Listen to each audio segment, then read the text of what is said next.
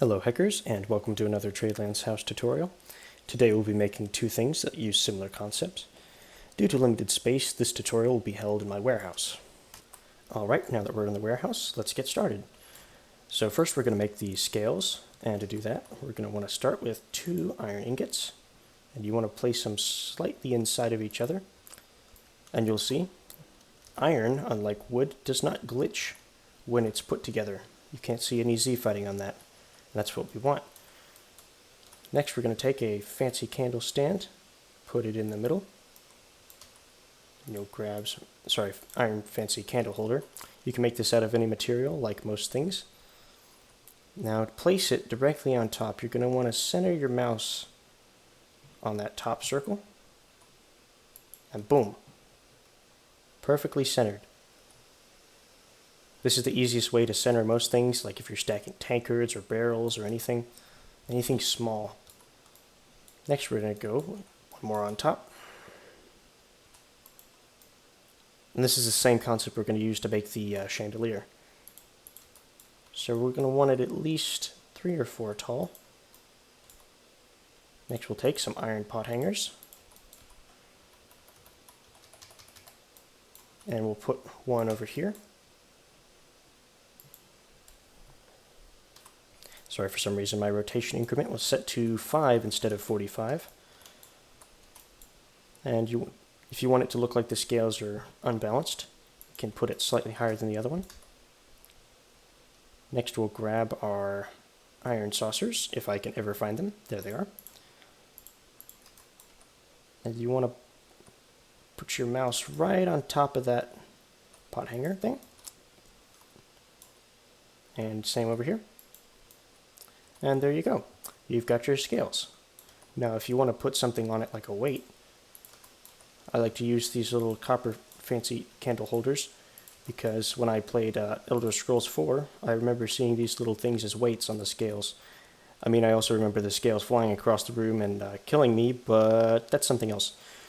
So yeah, here are the scales. They're perfect for weighing what you could have spent, the value of the money that you spent on this game and what you could have bought instead of it, or deciding how much something weighs in balloons.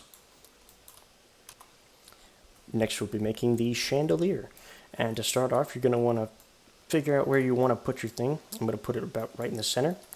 So you'll take like something tall, like this tall shelf, kind of place this in the middle of where you want your thing, delete the other part, and we'll stack up these fancy candle holders just like we would for the scales. One problem you'll run into is that you won't have enough pot hangers. Not pot hangers, holders. Sorry, there's a lot of little parts in this thing.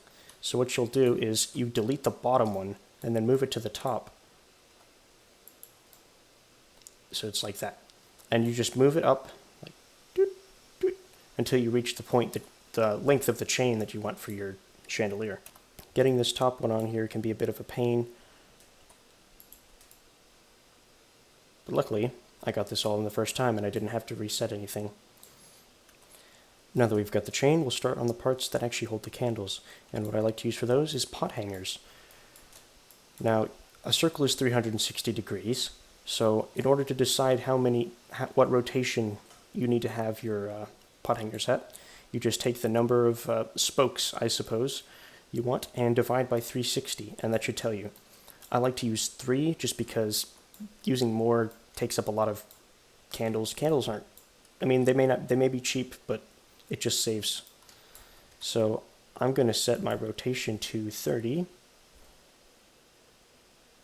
and we'll start off at 90 over here. Place it right in the center. Then over here is the next degree position. And finally,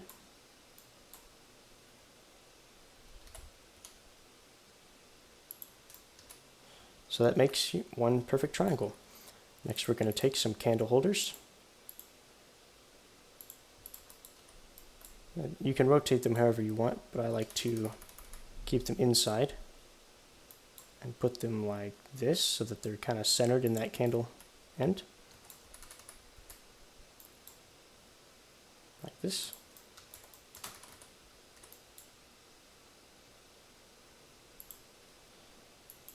Then finally, you'll grab your candles.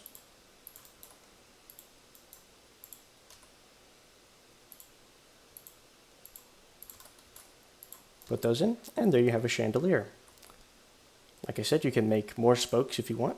This is just how I do mine. And it adds a nice little touch to your dining room experience. Thank you all so much for watching. I hope you've enjoyed. Please feel free to check out the other tutorials, and have a nice day.